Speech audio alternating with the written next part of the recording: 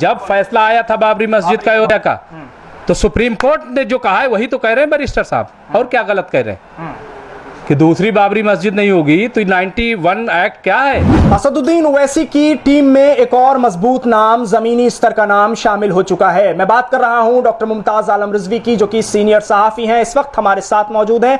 AIMIM का दामन थाम लिया है, AIMIM को ज्वाइन कर लिया है।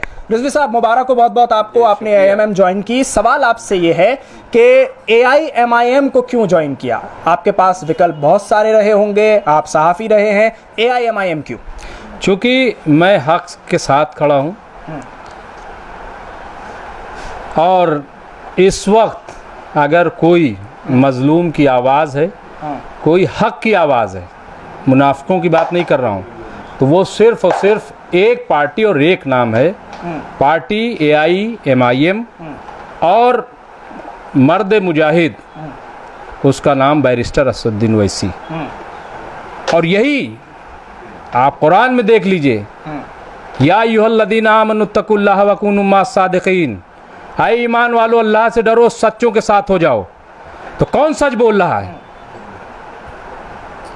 तो अगर हम साहिब ईमान हैं तो क्या फिर हम पे फर्ज है कि हम किसके साथ जाएं? उसके साथ जाएं जो सच बोल रहा है, कि उसके साथ जाएं जो मक्कारी कर रहा है? सामने कुछ और पीठ पीछे कुछ।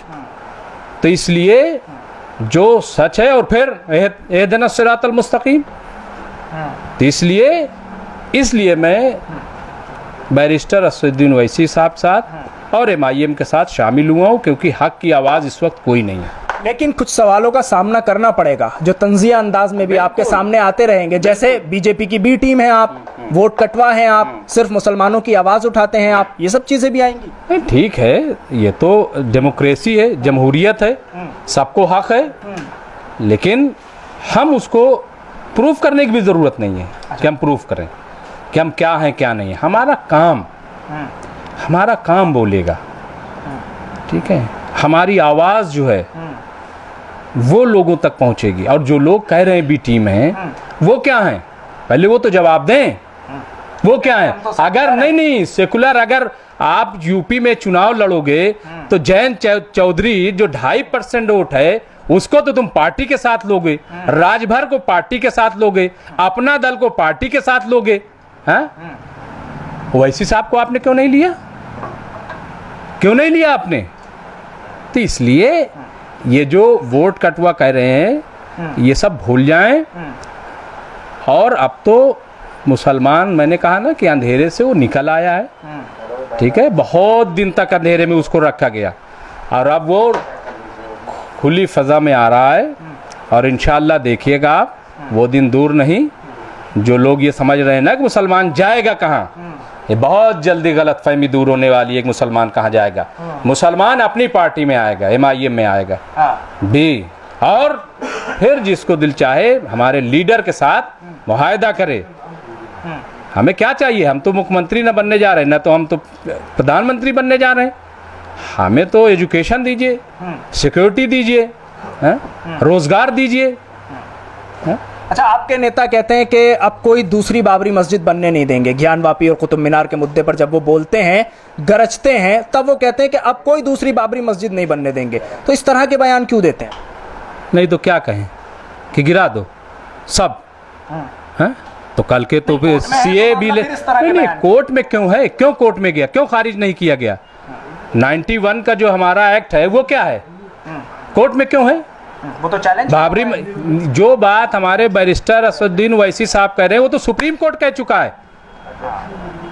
नहीं कहा क्या? जब फैसला आया था बाबरी मस्जिद का अयोध्या का, तो सुप्रीम कोर्ट ने जो कहा है वही तो कह रहे हैं बैरिस्टर साहब, और क्या गलत कह रहे हैं कि दूसरी बाबरी मस्जिद नहीं होगी तो 91 एक्ट क्या है, और उसका हवाला दिया कि नहीं दिया? तो इसलिए वो गलत नहीं कह रहे हैं और बिल्कुल सही कह रहे हैं। और ये बात सबको समझ लेनी चाहिए, ये बात सबको समझ लेनी चाहिए, वरना पॉलिटिकल लड़ाई है, पॉलिटिकल प्लेटफॉर्म से लड़ी जाएगी।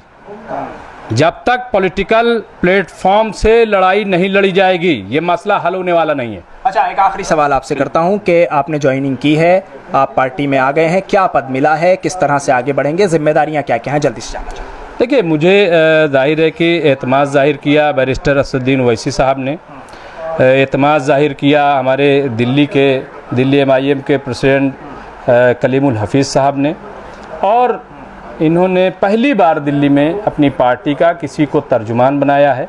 तो मुझे बड़ी खुशी हो रही है और कि मुझे उन्होंने तर्जुमान बनाया है पार्टी का। नंबर 1। नंबर ये कि हमें मीडिया प्रभारी भी बनाया है, मीडिया की भी जिम्मेदारी दी है और भी कुछ जिम्मेदारियां हैं। तो मैं इनको चाहूँगा कि बेहतर तरीके से इन जिम्मेदारियों को निभा सकूं, अदा कर सकूं, और उसमें आप सबका चूँकि बहुत बड़ा रोल है, मीडिया का रोल है।